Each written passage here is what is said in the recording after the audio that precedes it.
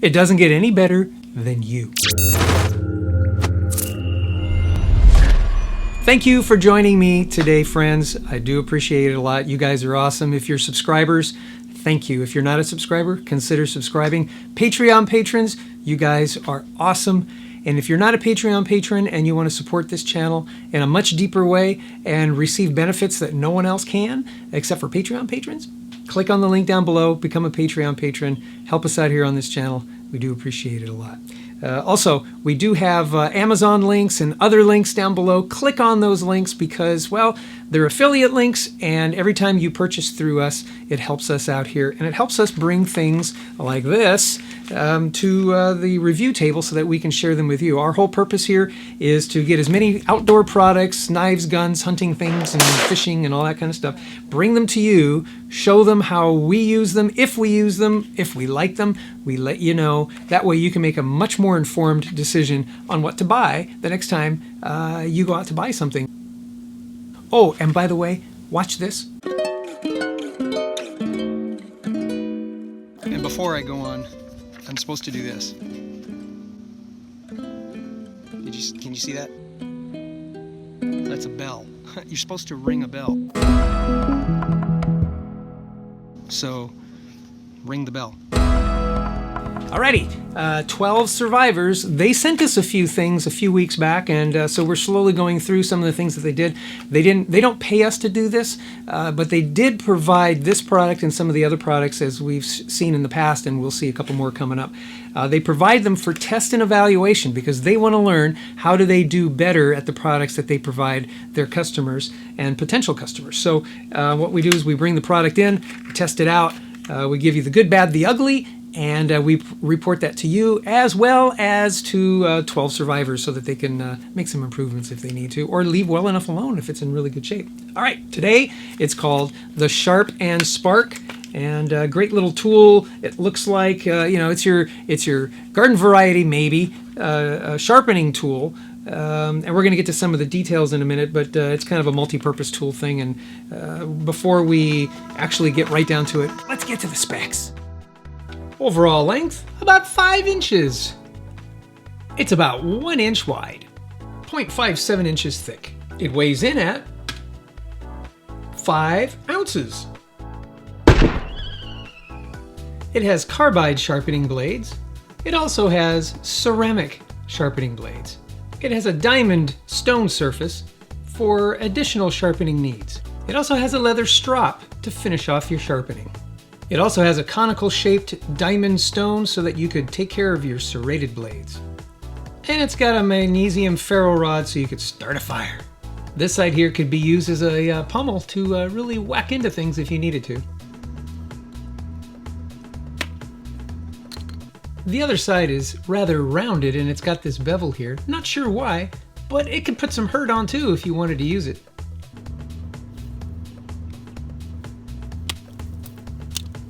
Oh, by the way, that serrated sharpening conical thing, it'd hurt if you get poked. And what would a tool be without a lanyard hole? All right, full disclosure, 12 Survivors did send me this for test and evaluation.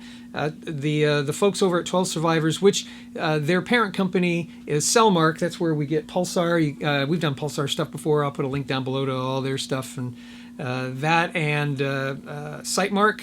We did something with Sightmark as well. That's all kind of the parent company.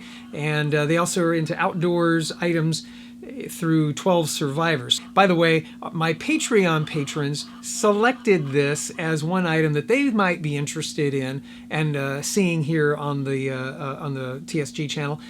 And if you guys are interested and you're not a Patreon patron and you want to support and help us in two ways. One, certainly financially, that would be wonderful. And secondly, by giving some suggestions of some of the things that we would bring in to do test and eval on and all of that. So make sure that you check our Patreon page for some opportunities to help support our channel directly and be more of a part of what we do here on the Shooting Guy channel, the TSG channel. All right. So this is kind of difficult for me because, quite frankly, I'm a Work Sharp guy. And even the portable Work Sharp and the backpack stuff that we have, I've always used and always enjoyed, and it does quite well. This thing, on the other hand, probably will do a very good job. I'm guessing it will. There are some drawbacks to it, and I'll tell you what they are right away. It's the weight. Oh my gosh, 5 ounces for this thing, where the Work Sharp is quite a bit lighter. However, the fact that it's got this conical diamond-shaped thing here for serrations, that's definitely a plus. And it also is a fire starter, so that's a plus. So today what we're going to do is I'm going to take this knife. Here's a Benchmade for H&K, and it's pretty much shot, guys. So this is going to be a tough test, you know. Oops, yeah, well, the back of the knife won't work. Yeah, it's dull. It's gone. There is very little edge, if any, on there. So I'm gonna pass it through here. We're gonna show you how we do that, and see if we can put an edge back on this knife with the 12 Survivors. Sharp and Spark. Let's. I'm gonna pass this baby through the coarse portion and see if it'll help profile this blade. Put a few passes through there, give it a check. I can already see it's not the same angle as this blade. Yeah, it's doing it on this side, but not on this side. And let's go over and hone it with the ceramic side. Again, this may not be a fair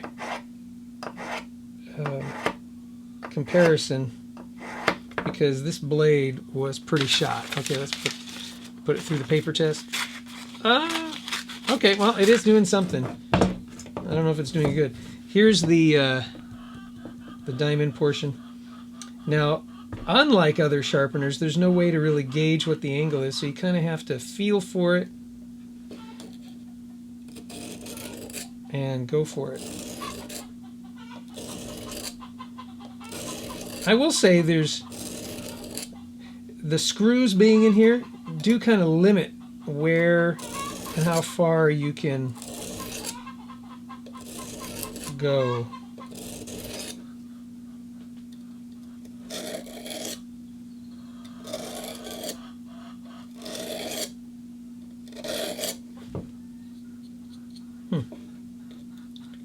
Yeah, we'll keep going at it.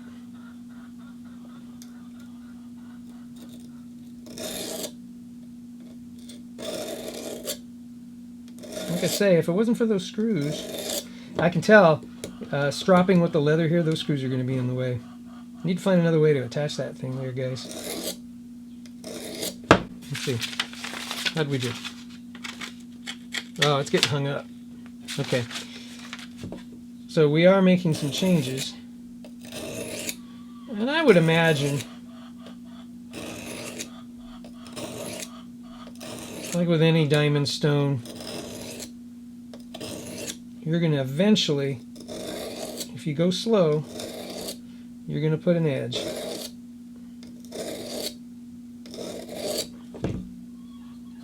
Oh, it's kind of working. Yeah, there's a little bit of burr on this side. Knock that burr off. Put it through the coarse side. Try that again. And what that is going to do is help take all that burr off. Oh, it's not done too bad. And then we'll go put a few passes through the coarse.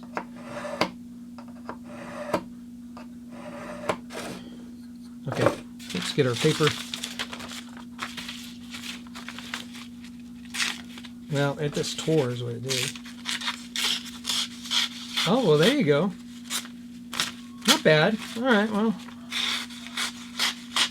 You know what? That's better than it was before, I will say, because it had nothing. Ah, yeah, see, like that right there. Although that's folded. Well, there you go. So it'll get through in a pinch, and if I were to go a little bit slower and use this ceramic, I think we'll be fine. There's another problem. As you push down and then you get to the end of the ceramic, you end up hitting the aluminum housing. So technique is going to be important. Let's try. Not bad. All right. All right, it did actually do a pretty good job of getting an edge on there. Again, patience, okay? Don't think this is going to do it quickly like the Work Sharp can. A plus is if your serrations are messed up. Let's see if I can do this left-handed. You're going to take your conical shape thing there, and you're basically just going to, let's put that right in. There you go, right there.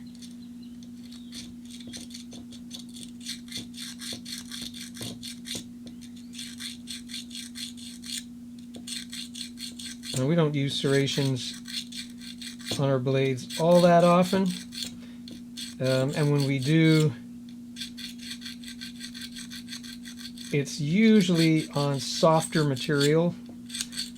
It's not going to be on wood or anything. I don't use, serrations aren't supposed to be used as a way to cut logs and whatnot. But the tips and the edges are doing quite well. Should do some good cutting. Well, okay, so let me give it a, I'm not even going to try stropping it. I don't have a stropping compound. They don't provide one. But if I had some of that stropping compound, I might put it on there. But again, it's going to be going this way. You know, you always go against the edge when you strop with leather. And I think these screws are going to end up getting in the way. It really would limit. I guess I could do it like that.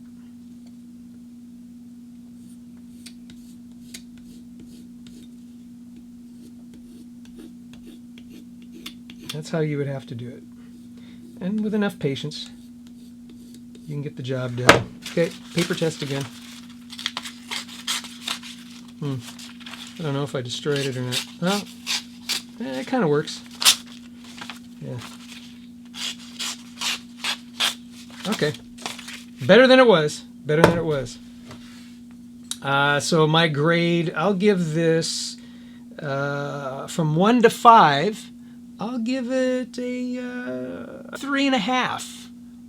Yeah, believe it or not, it went from nothing to something with just a few easy strokes. So, again, guys, it's going to be the weight. All right, now I'm going to take the very same blade. I probably have a hard enough edge here on the back on the spine, and I'm going to try to use this to make some sparks, which is why this makes this tool a little bit more unique than some of the Work Sharp stuff we've been using.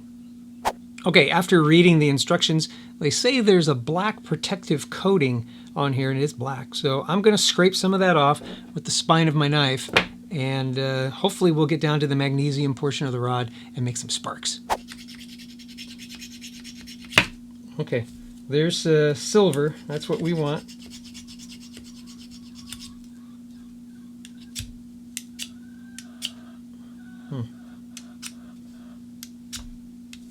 Oh, spark.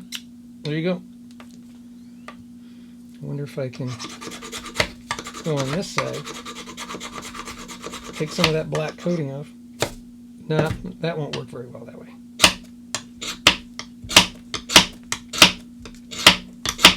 Nah, I was trying to keep it from folding up on me. This still seems like to be the best way. And yeah, I got some sparks. Oh, there you go. All right, I'm gonna lower the lights in here so you can actually see sparks. I think that's too dark. Okay, kind of grainy, but you'll get the picture. Ready? Oh, spark. There you go.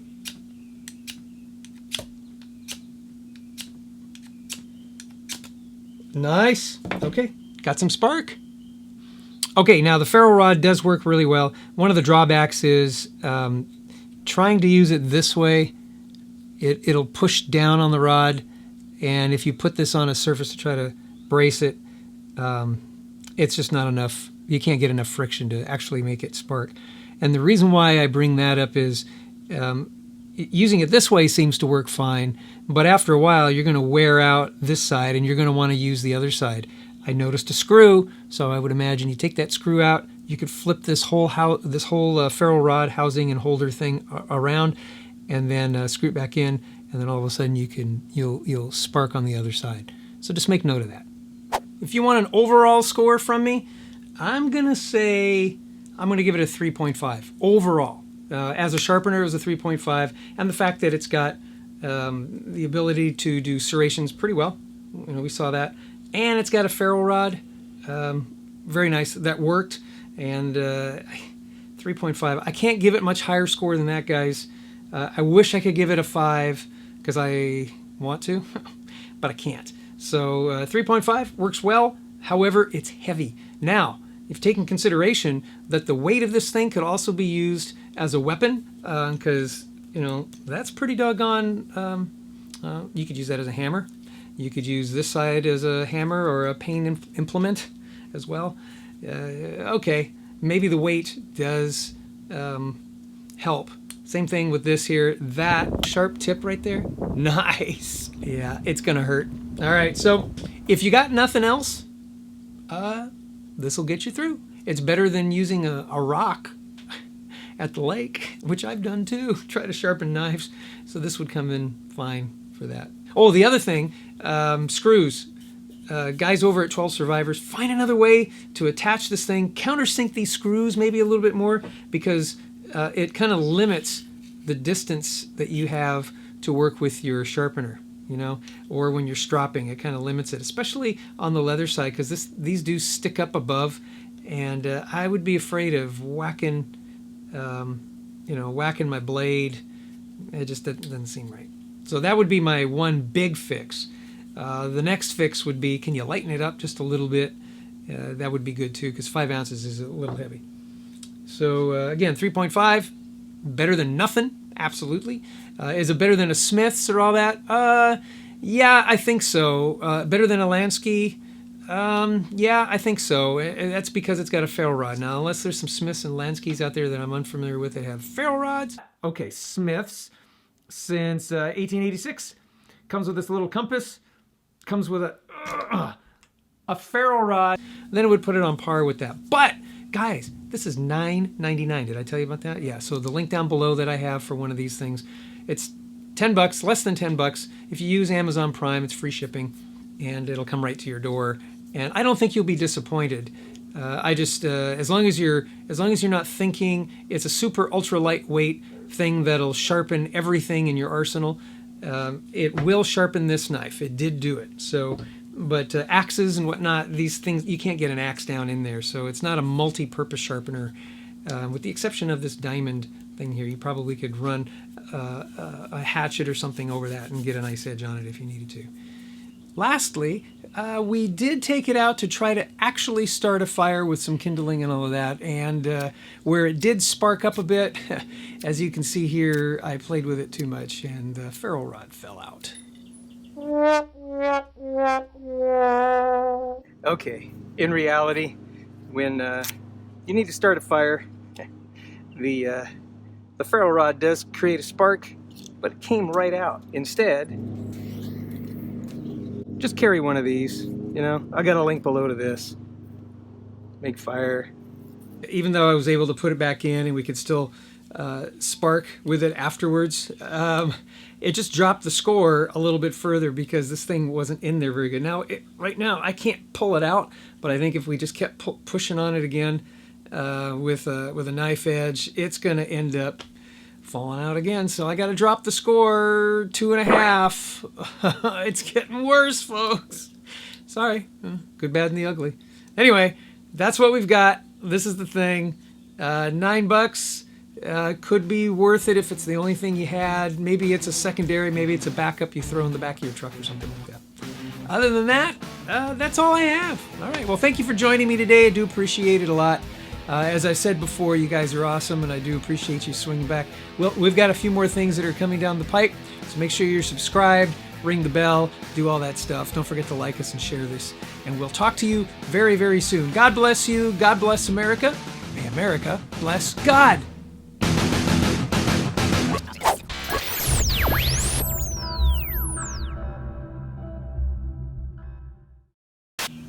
Okay, I realize this is a non sequitur, but you see those feathers there on this piece of glass on my window? While I was filming, the poor guy crashed right into it and died.